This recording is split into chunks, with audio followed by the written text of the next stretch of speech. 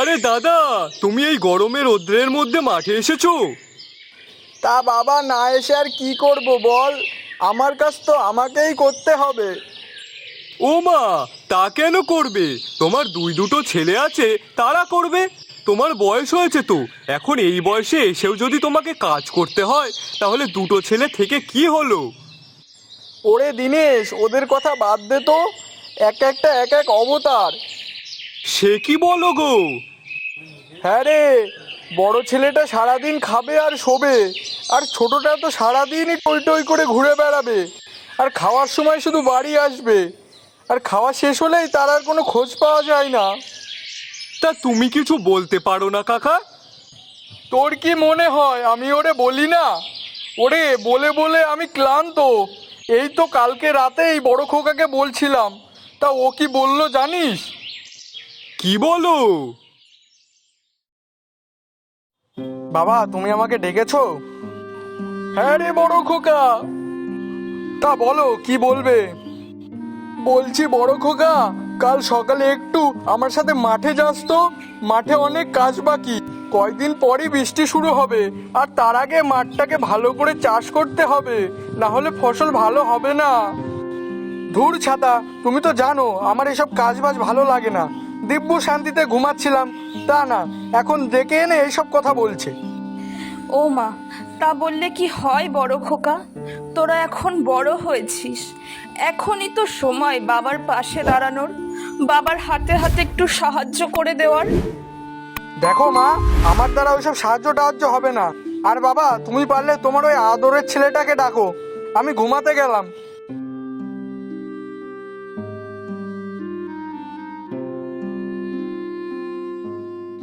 আরে মা, তুমি আমাকে কেন বলছো? তোমরা তোমার বড় ছেলেকে বলো না, সে তো আমার থেকেও বড়, তাই তার দায়িত্বটাও বেশি, তাই না?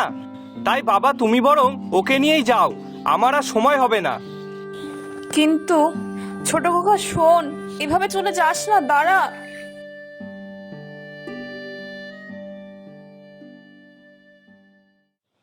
তাহলে এবার তুই বল, এত সব কাজ কে করবে? কি আর বলি কাকা, দুটো ছেলে থাকতে তোমাকে এখন এই বয়সে এত কষ্ট করতে হচ্ছে, এসব কি চোখে দেখা যায়? আচ্ছা দিনেশ, তুই বল তো, ওদের কি করে সঠিক পথে আনা যায়? আমি আর তোর কাকিমা তো দুজনে বুঝিয়ে বুঝিয়ে আর পারলামই না। হ্যাঁ, আমার কাছে একটা বুদ্ধি আছে, তুমি একবার এটা চেষ্টা করে দেখো তো কাজে দেয় কিনা। কি, বল তো দেখি।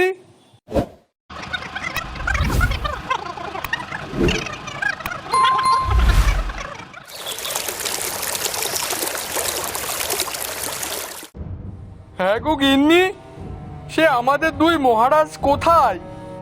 কি জানি ওরা দুই ভাই কখন কোথায় যায়, সেসব কি বলে যায় আমাকে যে আমি জানবো? তারা কি ঘর বাড়িতেও নেই নাকি? বড়টা তো ঘুমোচ্ছে, আর ছোট খোকা কোথায় আছে সেটা আমি বলতে পারবো না। হ্যাঁ, ওর তো খাওয়া আর ঘুমানো ছাড়া কোনো কিছুই নেই। যাও, ওকে গিয়ে ডেকে আনো তো, ওর সাথে আমার কথা আছে। আর পারলে ছোট খোকাকেও ডেকে এনো। বড়টার না হয় ডাকলাম, কিন্তু ছোট খোকা কোথায় আছে তা কি জানি আমি? আগে বড়টারে তো ডাকো, তারপর ছোটটার সাথে কথা বলছি। আচ্ছা বাবা, ডাকছি ডাকছি।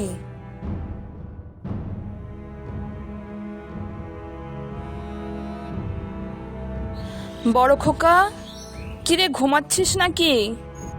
বলছি তোর বাবা তোকে ডাকছে যে, ওর তো।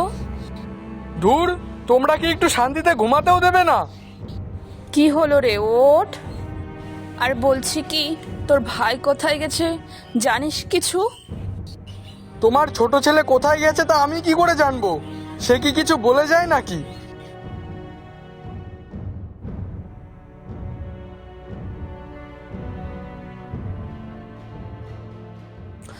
ওই তো ছোট খোকা।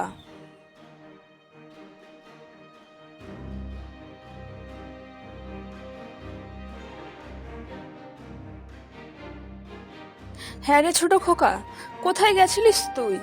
তোর বাবা তোর খোঁজ করছে যে। সব সময় কি বলে কয়ে যেতে হবে নাকি? যখনই আসি তখনই কৈফিয়ত দিতে হয়?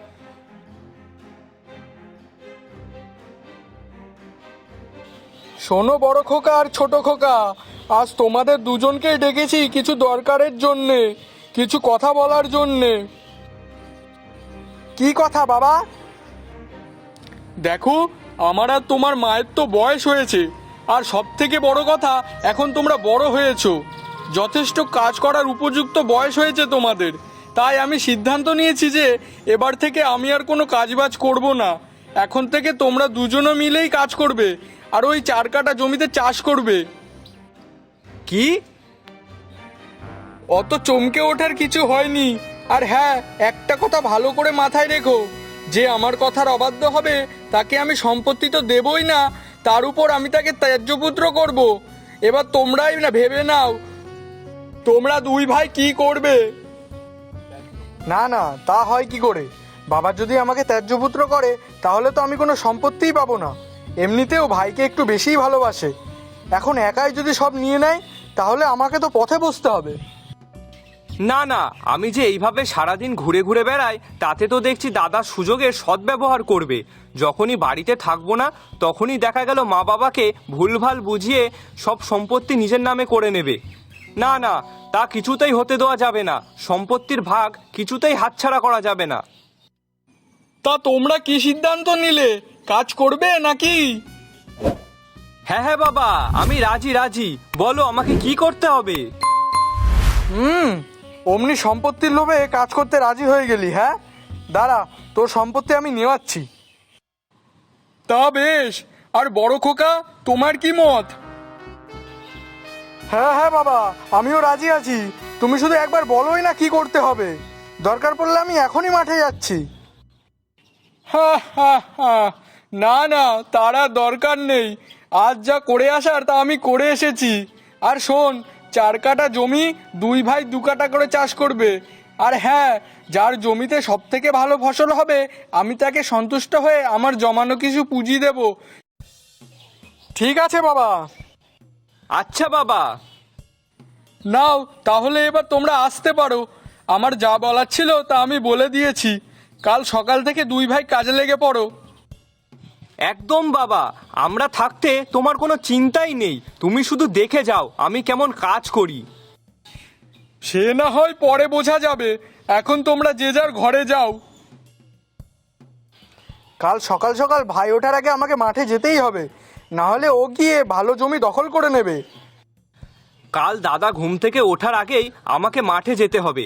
আর তাছাড়াও দাদা যা অলস, তাতে তো মনে হয় না সকাল সকাল ঘুম থেকে উঠবে।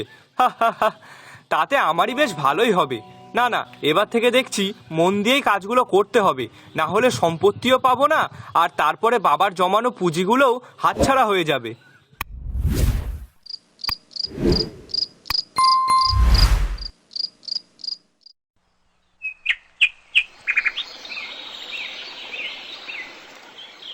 ওই দেখো, যা ভেবেছিলাম ঠিক সম্পত্তির লোভে 3 তাড়াতাড়ি মাঠে এসে হাজির। ও বাবা, আমি এ কি দেখছি! নিজের চোখেই তো বিশ্বাস করতে পারছি না যে কুম্ভকর্ণ বেলা 10টা-12টা না বাজলে ঘুম থেকে ওঠে না, সে আজ 7 সকালে উঠে মাঠে এসে হাজির। সব বুঝেছি সব বুঝেছি, সব সম্পত্তি পাওয়ার জন্য এসব করা হচ্ছে। কিন্তু দাদা, আমি যে কিছুতেই তোমাকে সব সম্পত্তি নিতে দেব না। না না, এইভাবে দাঁড়িয়ে থেকে লাভ নেই, তাতে অনেক সময় নষ্ট হয়ে যাবে। তার থেকে বরং কাজে লেগে পড়ি।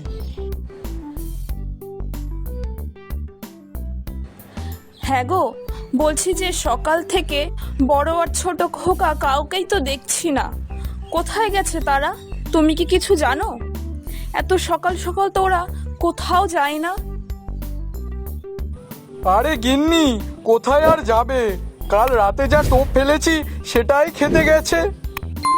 তার মানে ওরা কি সত্যি সত্যি? হ্যাঁ গো গিন্নি, ওরা 2 ভাই সকাল হতে না হতেই কোদাল নিয়ে মাঠে চলে গেছে, আর সেটা আমি নিজের চোখে দেখে এসেছি। কি বলছো গো? এটাও আবার সম্ভব? আমার 2 ছেলে কিনা কাজ করছে, তাও আবার 7 সকালে উঠে চলে গেছে। হে ভগবান, তুমি ওদের একটু সুবুদ্ধি দাও। ভগবান আর কি বুদ্ধি দেবে?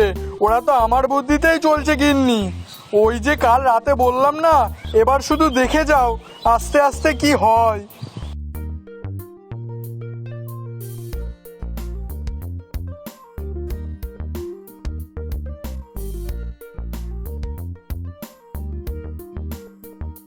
বাবা, আমার জমিতে যা ধান ফলেছে না, তুমি দেখলে অবাক হয়ে যাবে। এমন ধান তুমি হয়তো কখনো চাষও করতে পারোনি। আরে না না বাবা, দাদার কি আর হয়েছে? আমার জমি দেখলে তো মনে হবে খেতে পুরো সোনায় ভরে গেছে। উফ বাবা, আমার যে কি আনন্দ হচ্ছে না, সেটা তোমাকে আমি কি বলবো। কতদিন পর কষ্টের ফল পেলাম। সত্যি বাবা, কষ্টের ফল যে এত আনন্দ দেয় আমি আগে কখনো বুঝিনি। শুধু দিন গুনেছি কবে ভালোভাবে ধানগুলো ফলবে, আর আজ যখন খেতে ভরা ধান দেখছি, তখন যা কষ্ট করেছি সব যেন এক নিমেষে গায়েব হয়ে গেল। তাহলে বুঝতে পারছিস তো খোকা, তোরা দুই ভাই জমি ভাগ করে নিয়ে তাই চাষ করেছিস, তাই তোদের কষ্ট হচ্ছিল। আর সেই জমি সবটা যখন তোর বাবা একা নিজে হাতে চাষ করেছে, তখন তাহলে সেই মানুষটার কতটা কষ্ট হয়েছে, কতটা পরিশ্রম করতে হয়েছে তাকে, একবার ভেবে দেখ তোরা। হ্যাঁ মা, আমাদেরই উচিত ছিল বাবার কাছে সাহায্য করার, কিন্তু তখন আমরা করিনি। এখন বুঝতে পেরেছি আমরা সত্যিই বড় ভুল করছি।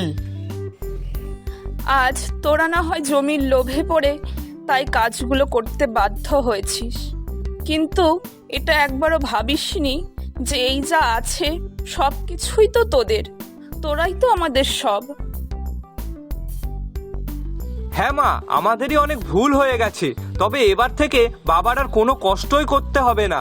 আমরা দুই ভাই মিলে চাষবাস করব, আর কষ্টের ফল যেটা পাবো সেটা সমস্তটাই তোমাদের দেব। কি দাদা, তাই তো? হ্যাঁ একদম। যাক গিন্নি, তাহলে আমাদের ছেলে দুটো অবশেষে সুবুদ্ধি হলো।